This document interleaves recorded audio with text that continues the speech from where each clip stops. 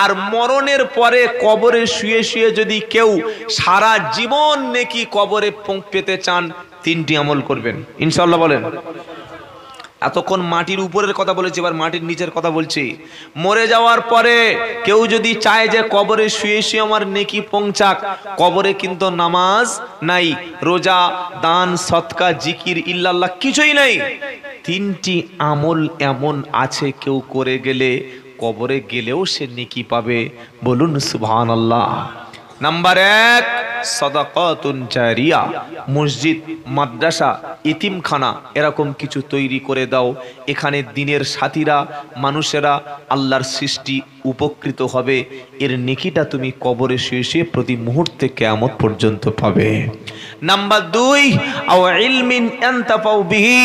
যদি কেউ উপকারী ইলম কাউকে দিয়ে যায়, 5 জনকে কোরআন শিখিয়ে দাও, 2 জনকে মদের রাস্তা থেকে এনে দিনের রাস্তায় এনে দাও, 2 জনকে শিক্ষা দিয়ে যাও, কিতাব লিখে যাও। আল্লাহর দেওয়া উপকৃত ইলম তুমি বান্দাদের মধ্যে বিতরণ করো।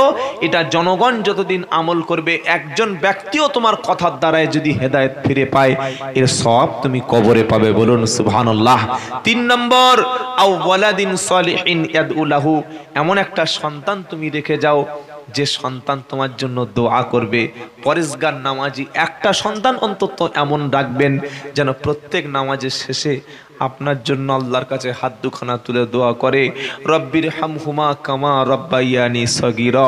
আয় আল্লাহ, আমার আব্বা গুনাহগার ছিল, পাপিষ্ট ছিল, বদকার ছিল, আমি নামাজি, আমি পরেশগার, আমি আলেম, আমি দিনদার, আমি কোরআনওয়ালা, আপনার কাছে হাত পেতেছি। আল্লাহ, আমার আব্বা আম্মার কবরটাকে জান্নাত বানিয়ে দিও। এই রকম সন্তান যদি রেখে যেতে পারি, ইনশাআল্লাহ কবরে শুয়ে শুয়েও সওয়াব পাওয়া যাবে। বলুন সুবহানাল্লাহ। শেষে মহিলাদের খেদমতে একটা হাদিস পেশ করে আজকের মতো শেষ। আল্লাহর নবী পুরুষদের চাইতে নারীদের জান্নাতে যাওয়া অনেক সহজ করে দিয়েছেন। বলুন সুবহানাল্লাহ। নবী বললেন, কোন নারী 4টি কাজ যদি করে, মরণের পরে আল্লাহ তাআলা 8টি জান্নাতের দরজা খুলে দেবে। নাম্বার 1, মেয়েদের জন্য 5 ওয়াক্ত ফরজ নামাজ। নাম্বার 2, রমজানের ফরজ রোজা।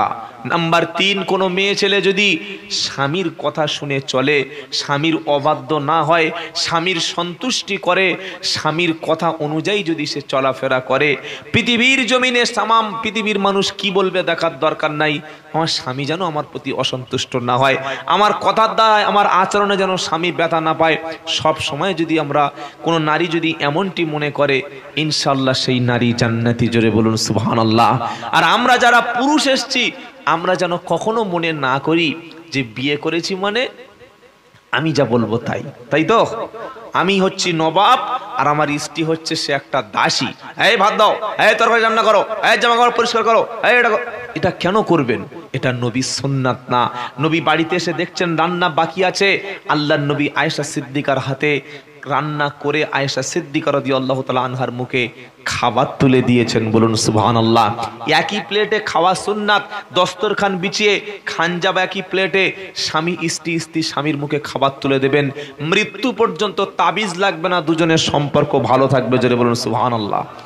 জীবনে একই প্লেটে খায় না, বিবিকে কোনোদিন সালাম দেয় না, সুন্নাত নাই, আর বউকে বশ করার জন্য 3001 টাকা দিয়ে তাবিজ করে এনেছে।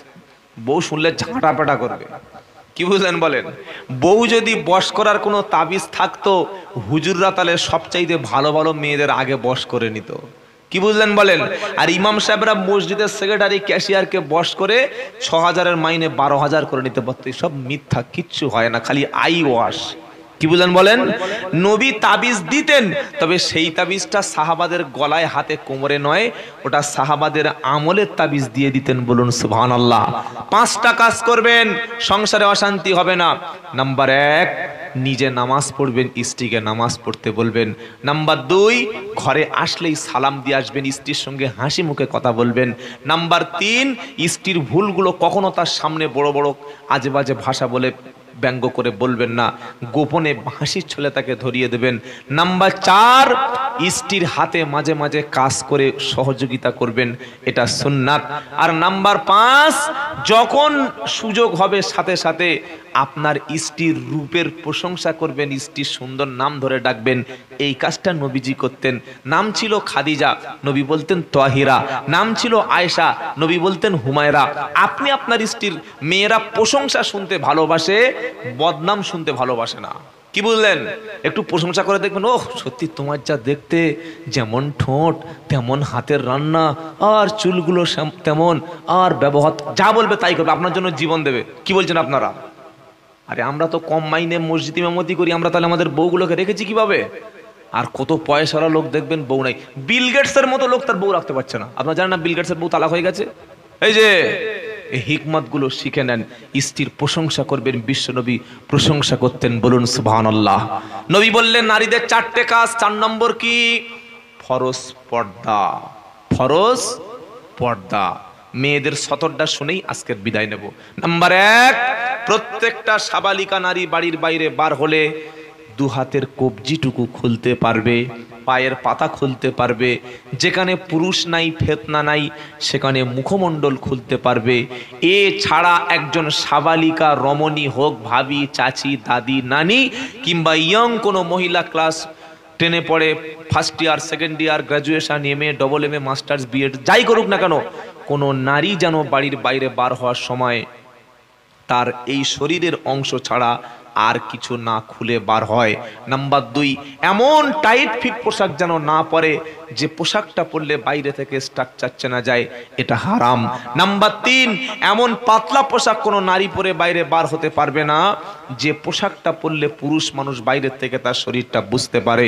নাম্বার 4, কোনো নারী যেন কখনো আতর মেখে, খুশবু মুখে, সেন মেখে, মেকআপ করে, ঠোঁটে লিপস্টিক দিয়ে পরপুরুষকে আকৃষ্ট করার জন্য বাইরে বার না হয়। যে নারী স্বামী ছাড়া অপর কোনো পুরুষকে আকৃষ্ট করার জন্য সাজে, রূপচর্চা করে, ভ্রু প্লাক করে, তারপরে বিউটি পার্লারে যায়, আল্লাহর নবী বললেন সেই নারী কখনো জান্নাতের আশা করতে পারে না। সাজতে হয় স্বামীর জন্য। আর আমাদের বাড়ি মেয়েরা পুরো উল্টো কাজটা করে। বাইরে যাওয়ার সময় যত পাউডার আছে, যত যা কিছু আছে সব পরবে, আর ঘরে যেমন থাকবে, ভালো কাপড় নাই, ভালো পোশাক নাই, যেন রানু মণ্ডলের ছোট বোন। কি বুঝলেন বলেন? আল্লাহ আমাদের হেদায়েত করুক, সকলে বলুন আমিন। 4টি কাজ মেয়েদের করার নির্দেশ নবী দিয়েছেন: নামাজ, রোজা, স্বামীর খেদমত, পর্দা। এই 4টি কাজ যে কোনো মেয়ে করলে মরণের সাথে সাথে 8টা জান্নাত পাবে, বলুন ইনশাআল্লাহ। যেটা শোনাচ্ছিলাম, সমালোচনাকারীদের মধ্যে আল্লাহ যেন আমাদের না ফেলে। জাহান্নামীরা কি বলবে? ওয়াকুন্না নাখুদু মাআল খাইদিন। সমালোচকদের সঙ্গে আমরা সমালোচনায় লিপ্ত থাকতাম। যারা সমালোচনা করত তাদের সঙ্গে আমরা তাল মিলিয়ে দিতাম। কেউ বলছে মৌলভী সাহেব ভালো না, উমুক আমির সাহেব ভালো না, উমুক লোকটা ভালো না, আমরা ডাইরেক্ট বলতাম না, কিন্তু তাদের সাথে মাথা নাড়া দিতাম। আহা হা, কারোর বিরুদ্ধে গীবত করছে, আপনি দ্রুত সেখান থেকে উঠে চলে আসুন। গীবত মায়ের সঙ্গে জেনার চাইতে বড় পাপ। শুকরের মাংসের চাইতে বড় পাপ হচ্ছে গীবত। আল গীবাতু আসাদ্দু মিনাজ জিনা। কেউ কারোর সমালোচনা করছে, আপনি প্রতিবাদ না করতে পারলে সাথে সাথে সেখান থেকে উঠে আসুন। একজনের দোষগুলো বলছে, লোকটা আর বলছে, আর আপনি কি করছেন? তাল মিলাচ্ছেন। হ্যাঁ নিশ্চয়ই এরকম হবে, আপনি জানেন তার ভিতরের খবর। খবরদার এ কাজ করবেন না। গীবত সমালোচনাকারী যারা মানুষের দোষ ত্রুটি নিয়ে বলে বলে বেড়ায়, যারা সমালোচনাকারীদের সাথে সমালোচনায় সহযোগিতা করে, তাদের জন্য কি? জাহান্নাম।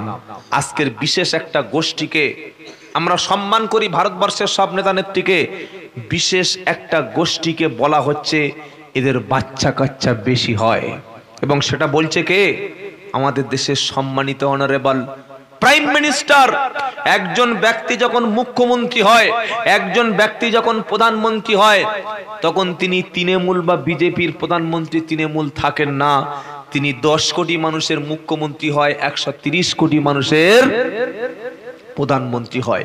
তিনি বলছেন যে মুসলমানদের বাচ্চা কাচ্চা বেশি হয়। যে বলছে তার মায়ের কিন্তু 6টা সন্তান। কিছু বুঝতে পারছেন না? যিনি বলছে মুসলমানদের বাচ্চা বেশি হয়, এরা দেশটা দখল করছে, তিনি তার মায়ের 6 ভাই বোনের মধ্যে তিনিও একজন। রবীন্দ্রনাথ ঠাকুর কত ভাই বোন ছিল জানা আছে? 14 ভাই বোন। কই আমরা কোনোদিন তো প্রশ্ন করি না যে রবীন্দ্রনাথ ঠাকুর এত ভাই বোন কেন? আমাদের উত্তরপ্রদেশের মুখ্যমন্ত্রী যোগীজি, তারা 7 ভাই বোন। অটল বিহারী বাজপেয়ী, তারা ছিল 9 ভাই বোন। আগেকার মানুষ অতটা সজাগ ছিল না, বা আগেকার মানুষ তাদের বাচ্চা হতো, এখন তো সিজারে 2টোর বেশি বাচ্চা হয় না। কিন্তু একজন প্রাইম মিনিস্টারের চেয়ারে বসে কেউ যদি বিশেষ একটা দল বা কোনো ধর্মের মানুষকে অপমান করে, এটা ভারতবর্ষের জন্য কোনোদিন ভালো কিছু বয়ে আনতে পারে না। এটা ভারতবাসীর জন্য কোনোদিন একজন প্রধানমন্ত্রীর মুখের ভাষা এটা হতে পারে না। রাজনীতি করতে গিয়ে ভোটের জন্য মানুষ এত নিচে নামতে পারে? তাই আমি আপনাদের অনুরোধ করব, আপনাদের ছোট্ট ভাই আব্দুল্লাহ জুবাইর বলে যাচ্ছি, আপনি তৃণমূল করছেন, সিপিএম করছেন, কংগ্রেস করছেন, যেটা খুশি সেটা করুন। ভোট এক জায়গায় একবার কেন, 100 বার বোতাম টিপুন, 100 বার ভোট দিন, কিন্তু আপনার প্রতিবেশীর সঙ্গে কোনোদিন অশান্তি করবেন না। আপনার প্রতিবেশী কংগ্রেস হতে পারে, বিজেপি হতে পারে, হিন্দু হতে পারে, যে হতে পারে হোক, আপনার যাকে খুশি তাকে ভোট দিন, কিন্তু প্রতিবেশীর সঙ্গে ব্যবহারটা ঠিক রাখুন, তার সঙ্গে কোনোদিন ঝামেলায় যাবেন না। নেতারা এসে গরম গরম ভাষণ দিয়ে চলে যায়, দেয় না? ভাইয়েরা আমার, এবার আমাদের সংগ্রাম জিততে হবে, এই ভোটে আমাদের বিপুল পরিমাণে সাড়া দিতে হবে। একবার যদি দিতে পারো, 5 বছর তোমাদের মাথার উপরে কাঁটার লেগে কভার করে খাওয়া হবে, তাই তো? নেতারা এসে লম্বা ভাষণবাজি করে চলে যায়।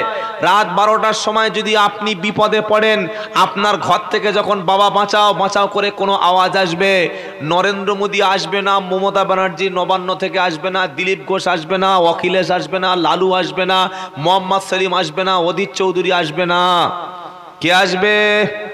আপনার পাশের যে প্রতিবেশী হিন্দু হলেও আসবে, মুসলিম হলেও আসবে। দেখি লোকটা চিল্লাচিল্লি করছে কেন, কোন বিপদে পড়েছে? আসবে না? আসবে না? এজন্য কখনো রাজনীতি করতে গিয়ে যাকে খুশি তাকে ভোট দিন। আপনারা হুগলির মানুষ এমনি শান্ত, এগুলো না বলাই ভালো। তারপরেও যেন আমরা কখনো প্রতিবেশীর সঙ্গে খারাপ আচরণ না করি। আমাদের মায়েদের একটা অভ্যাস আছে, কি জানেন? ঝগড়া বেশি করা। নবী বলল, আমি জান্নাতে গিয়ে বেশিরভাগ গরিব মানুষদেরকে দেখলাম তারা জান্নাতে গেছে, আর নারীদেরকে দেখলাম নারীরা বেশি জাহান্নামে গেছে।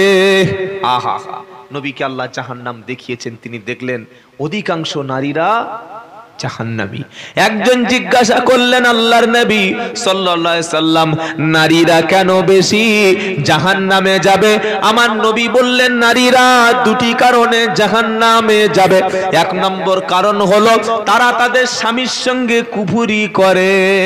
কি বলছেন? সারা জীবন ভালোবাসবেন, সারা জীবন খাওয়াবেন, সারা জীবন আপনি ভালো পোশাক পরবেন, একবার যদি একটা কোনো ভুল করে, কোনো কাপড়টা ঠিক মতো না দিতে পেরেছেন, এমন কলিজায় আপনার দাগ দিয়ে ছেড়ে দেবে না, তুমি আমার কি দিয়েছো, তোমার বিয়ে করে আমার খুব লস হয়ে গেছে, তোমার কাছে এসে কোনোদিন শান্তি পাইনি, তুমি ছোট লোক, তুমি আর কি দিয়েছো বলো তো, তুমি কিছুই করেছো। এরকম কথা মাঝে মাঝে বলে না, বলে না? ও মানে আমারও বলে, আপনাদেরও বলে, তাই তো? কি বুঝলেন? ও জিনিস সবার ঘরে আছে। ছিপি আলাদা হলেও মডেলটা এক, বোতলের ছিপিগুলো বা এই যে উপরে একই নয়, সব একই, কিন্তু বোতলের সাইজগুলো সব আলাদা হলে ছিপি সব একই। কথা বুঝতে পেরেছেন? খবরদার, স্বামীর নাফরমানি করা যাবে না। অনেক মা সংসারে দুঃখ কষ্ট হলে পাড়ায় মেয়েদেরকে বলে, আমার খেতে দেয় না, আমার কাপড় না। ওই নারীটা হচ্ছে জান্নাতি, যার সংসারে কষ্ট আছে, অভাব আছে, তবুও কোনো মানুষের কাছে বলে না, আল্লাহর কাছে তাহাজ্জুদে সিজদায় কেঁদে বলে, রব্বানা আমাকে সবর করার তৌফিক দান করো।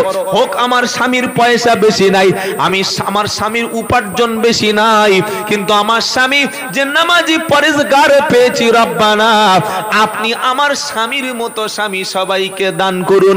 আল্লাহ আমার সংসারে বরকত দিন। দিন স্বামী যখন বাড়ির বাইরে থেকে আসবে, স্ত্রীর প্রথম দায়িত্ব সালাম দিয়ে স্বামীকে আপ্যায়ন করে নেওয়া, স্বামীকে বসতে বলা, কাপড়টা পোশাকটা হাতে তুলে দেওয়া। সংসারে যত কাজ থাকুক না কেন, স্বামী বাড়ির বাইরে থেকে আসলে মেয়েদের প্রথম কাজ হলো স্বামীর সামনে এসে দাঁড়িয়ে হাসি মুখে কথা বলা। হাজারো কষ্ট করে পরিশ্রম করে পুরুষ মানুষ সারা দিন রোদে পুড়ে কাজ করে বাড়িতে এসে যখন বলছে আসসালামু আলাইকুম, কই গো ও মুস্কানের মা, ও বিউটির মা, তখন যদি বলে ও আলাইকুম আসসালাম, সামনে এসে দাঁড়িয়েছে, রান্না বান্না সব ছেড়ে এসে, কাজ ছেড়ে এসে এই জামা কাপড় পরিষ্কার করছিল, হাতে সার্ফ লেগে আছে, কি হয়েছো, কেমন আছো, খাওয়া দাওয়া হয়েছে, জামা কাপড়টা নাও, বসো, ঠান্ডা পানি দেবো না গরম পানি দেবো, এটা বললে দিলটা ঠান্ডা হবে না? হবে না? সবার হবে না? এই 3-4 জনের হবে? সবার হবে। আর স্বামী বলছে কই গো আসসালামু আলাইকুম, কোথায় গেলে গো, কি কারণ বলো, কাজ দেখতে পাচ্ছ না, সারাদিন খালি কই গো কই, বসো। তারপরে কিছুক্ষণ পরে এসে এমন চোখ বার করেছে আর মেজাজ দেখাচ্ছে, স্বামী বলছে তোর ভিক্ষার দরকার নেই, কুত্তাটা থাকা। কি বুঝলেন? এই চরিত্র যেন আমাদের না হয়। নামাজ রোজা হজ যাকাত করে কি করবে যদি আপনার কথায় কেউ ব্যথা পায়? নবী বললেন একটা নারীর চরিত্র একটু খারাপ ছিল, নারীটার খুব একটা নামাজ কালাম ছিল না। নারীটা একবার রাস্তা থেকে যাচ্ছে, কুয়োর মধ্যে পানি নিচে নেমে গেছে, একটা তৃষ্ণার্ত ক্ষুধার্ত কুকুর কুয়ার পাশে ঘুরছে, নারীটার পায়ে ছিল চামড়ার মোজা, মোজাটা নিয়ে কুয়োর মধ্যে পানি তুলে কুত্তাকে পান করালো। এই কাজটা আমার আল্লাহ এত পছন্দ করলো, ওই নারীটাকে আমার আল্লাহ সাথে সাথে ক্ষমা করে দিল। জোরে বলুন সুবহানাল্লাহ। আরেকটা নারী নামাজ পড়তো, ফরজ, নফল, সুন্নাত, তাহাজ্জুদ, ইশরাক, আউবিন, চাষ নামাজ কাজা করতো না। ফরজ রোজা, নফল রোজা, শাওয়ালের রোজা, শাবানের রোজা, সব রোজা করতো, দান সদকা সবকিছু করতো। কিন্তু এই নারীটার কথার দ্বারায় মানুষকে বড় বড় কথা বলে কষ্ট দিত। নবী বলল এই নারীটা জাহান্নামে যাবে। আহা হা, মুখ বড় কঠিন জিনিস, সেজন্য আমরা কাউকে কথা দিয়ে কষ্ট দেব না। বলুন ইনশাআল্লাহ।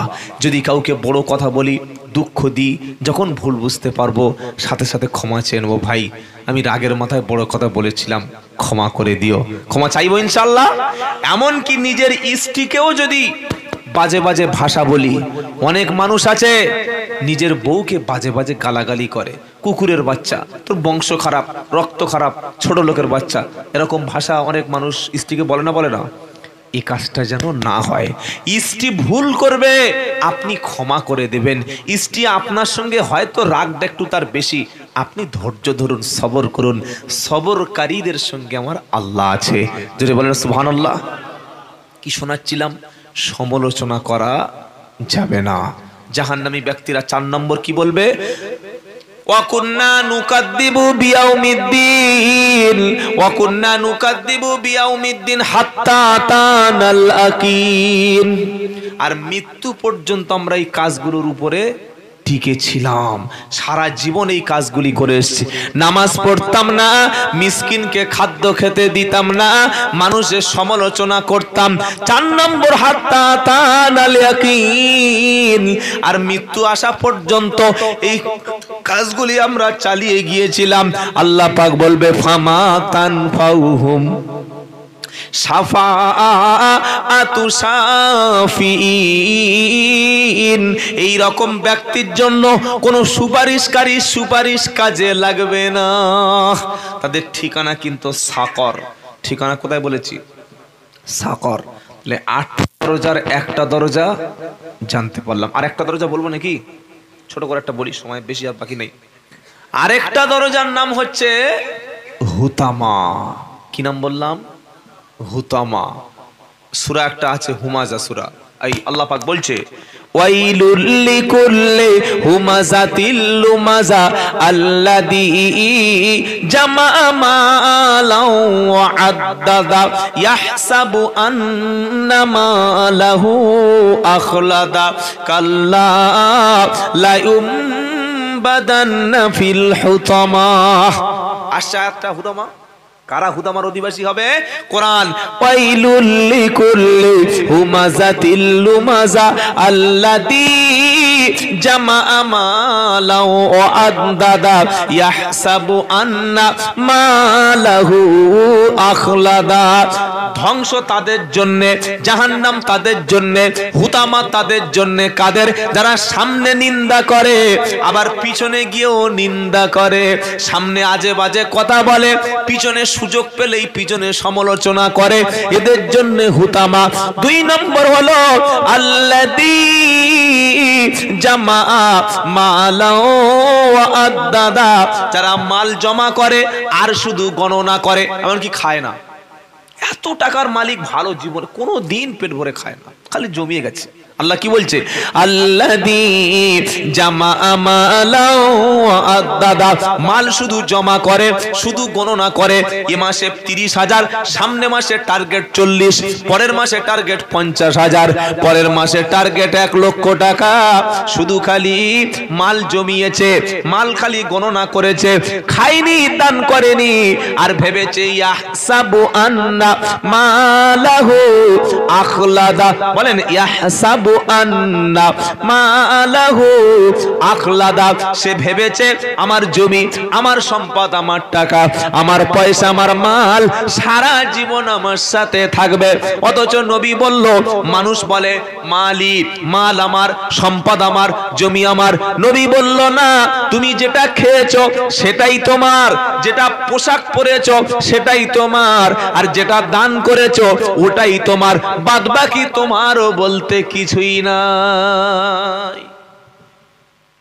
সব যদি ভুলে যান, অন্তত এই কথাটা আজকের মাথায় নিয়ে যান। মাসে যত ইনকাম করেন, বৈধ হোক আর অবৈধ হোক, হালাল হোক আর হারাম হোক, যেভাবেই ইনকাম করেন, এর মধ্যে 3টি অংশ আপনার, বাদবাকি আপনার বলতে কিছুই নাই। যেটা খেয়েছেন ওই খাবারটুকুই আপনার সাথী ছিল। যে টাকাটা দিয়ে উপার্জনের পরে ভালো পোশাক পরেছেন, এইটুকু শুধু আপনার নিজের। মসজিদ, মাদ্রাসা, এতিম, মিসকিন, বিধবা, দুস্থ, এদের জন্য যেটা দান করতে পেরেছেন, এইটুকু শুধু আপনার ছিল। বাকি সারাদিন খেটে উপার্জন করে, নামাজ কাজা করে, হালাল, সুদ, ঘুষ, যা কিছু মাল নিয়েছেন সবগুলো কিন্তু সমান পরিমাণে ভাগ হবে। খরটা ভাগ হবে না? হবে না? বিবি পাবে, বাচ্চা পাবে, মেয়ে পাবে, সবাই পাবে। জমিটা মোটে ভাগ হবে না, তাই তো? ভাগ হবে। বাইকটা সেটা দখল হবে, দামি ফোনটাও অন্যজন ব্যবহার করবে।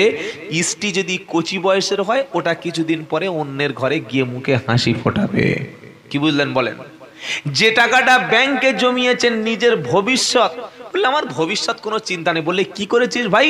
বললে LIC, তার মানে কি? Life time. কি বুঝলেন? জীবন বীমা। আমি মরে গেলে আমার বউ 25 লাখ টাকা পাবে। আর এই LIC অফিসার গুলো ভাবিদের কাছে বোঝায়, জানো ভাবি? বললে কি? বললে দাদা মরে গেলে তোমার চিন্তা নাই, 25 লাখ পাবে। চিন্তা করতে পারছেন? ও স্বামী মরে যায়, যাক LIC টাকাটা আমার দরকার, তাই ব্যাংকে একটা জমিয়ে দাও। মাথায় ভূত ঢুকিয়ে দিল, ও টাকা তিল তিল তিল তিল করে, না খেয়ে না দান করে, নামাজ রোজা সব ছেড়ে দিয়ে গরুর মতো খেটে মাল রেখেই গেল, রেখেই গেল। আপনি রেখে গেলেন, সেই টাকাটা আপনার বিবির হলো। ভাই আপনার কি হলো? কি হলো ভাই? সাউন্ড যা আছে আমি বলেছি না, এখানে লোকগুলো আপনারা সব শুনতে পাচ্ছেন তো? এখানে আমি এইগুলো মোটে পছন্দ করি না, তবু আপনাদের এলাকায় কম আছে। আমাদের 24 পরগনায় জলসা হলে না, 2 কিলোমিটার দূরে এখান থেকে অন্তত 50 থেকে 60টাই হর্ন দেবে। কোনো মানে আছে? রাত 12টা 1টা বেজে গেলে লোক ঘুমানোর সময়, ইবাদত করার সময়, কি দরকার আছে এতগুলো মাইক দেওয়া? এগুলো আমাদের অতিরঞ্জিত, উচিত না। যাই হোক, মোটামুটি সাউন্ড আলহামদুলিল্লাহ আছে। দিকে একবার তাকবীর দেন, নারাই তাকবীর। আল্লাহ আপনাদের কণ্ঠগুলোকে কবুল করুক, বলুন আমিন। 3টে জিনিস সাথে যাচ্ছে। একটা, যেটা দান করেছেন সেটা, যেটা খেয়েছেন যেটা, আর যেটা পড়েছেন। এ ছাড়া আপনার বলতে আর কিছুই নাই, কিছুই নাই। কিছুই নাই। তাই কোরআন আল্লাযী জামা মালাও ওয়া আদাদা ইয়াহসাবু আন্না মালাহু আখলাদা। মানুষ মনে করে সম্পদ জমি জায়গা মালগুলি এগুলি সারা জীবন আমার সাথে থাকবে। আল্লাহ পাক বলছে কাল্লা, কখনো না, কখনো না, কাল্লা, কখনো না, কখনো না। ইয়াহসাবু আন্না মালাহু আখলাদা কাল্লা লা বাদান্না ফিল হুতামা। এই সেই হুতামা, এই সেই আগুন। তুমি মাল কামাই করেছিলে, ব্যয় করনি, খরচ করনি, দান করনি, আত্মীয় স্বজনের খেতে দাও, আল্লাহ রুজিতে হায়াত বাড়িয়ে দেবে। বলুন সুবহানাল্লাহ। আমাদের বাড়ির মেয়েরা সব সময় চায় আমার স্বামীর পয়সা হোক, আমার স্বামী ধনী হোক, আমার স্বামী রাতারাতি বড় লোক হোক, আমার স্বামীর ভুঁড়ি হোক, গাড়ি হোক, টাকা হোক, বাড়ি হোক। চায় না? চায় না।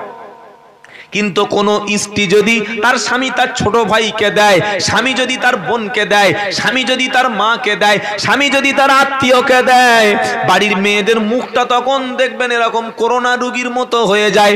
ও নিজের ভাইকে দিলে খুব ভালো, নিজের বোনকে দিলে খুব ভালো, ছেলেটা যদি তার শ্বশুর বাড়িতে খেতে দেয় খুব ভালো, কিন্তু নিজের আত্মীয় স্বজনকে দিলে মেয়েরা খুব রাগারাগি করে। অথচ নবী বললেন কেউ যদি রোড অ্যাক্সিডেন্ট থেকে বাঁচতে চায়, কেউ যদি হায়াতটা বেশি দিনের জন্য চায়, কেউ যদি রুজিতে বরকত চায়, সে যেন আত্মীয় স্বজনের সঙ্গে ভালো ব্যবহার করে। যদি কোনো স্ত্রী বলে স্বামী আল্লাহ আপনার পয়সা দিয়েছে, আপনার মাকে আপনি দিন, আপনার বোনকে আপনি দিন, আপনার ভাইকে আপনি দিন, আপনার চাচাকে আপনি দিন, আমার ভাই বোনকে আপনি দিন। কেউ যদি তার স্বামীকে আত্মীয় স্বজনের সঙ্গে ভালো ব্যবহার করায়, আর নিজের নিকট আত্মীয়কে যদি কেউ খেতে দেয়, পরাতে দেয়, যে স্ত্রী তার স্বামীকে বলে তোমার ভাইদের যেটা প্রয়োজন দাও, তোমার বোনদের দাও, আব্বাকে দাও, আম্মাকে দাও, এরকম দিতে যারা বলে, নবীজি বলেন আত্মীয়তার সম্পর্ক রক্ষাকারী ব্যক্তি, আত্মীয়তার পিছনে ব্যয়কারী ব্যক্তি, কখনো সেই ব্যক্তির রুজির অভাব হবে না, আর সেই ব্যক্তিকে আল্লাহ কখনো ক্ষুধারও কষ্ট দেবে না। মেয়েরা মনে করে ভাইদের দিলে, বোনেদের দিলে, শ্বশুর শাশুড়িকে দিলে মাল শেষ হয়ে যাবে। আর নবী বলছে না, যত তুমি তোমার স্বামী তার ভাইকে, স্বামী তার বোনকে, স্বামী তার মা বাপকে দেবে, আল্লাহ